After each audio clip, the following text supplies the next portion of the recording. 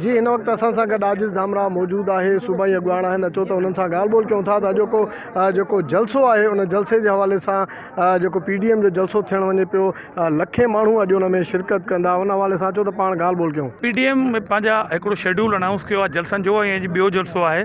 गुजरांवाला जे जलसे खां पोइ हिकिड़ी ॻाल्हि त महसूस थी त कल्ह क़ौम ॾिठो त कीअं वज़ीर आज़म जेको आहे उहो पंहिंजो ज़हनी तवाज़ुन विञाए वेठो आहे, ऐं हिन जलसे खां पोइ असांखे मज़ीद ख़दशो आहे त अलाह न करे किथे वज़ीर आज़म ऐं संदसि पूरी हुकूमत खे सिंध जेके NICVD अस्पताल जो रुख न करिणो पए।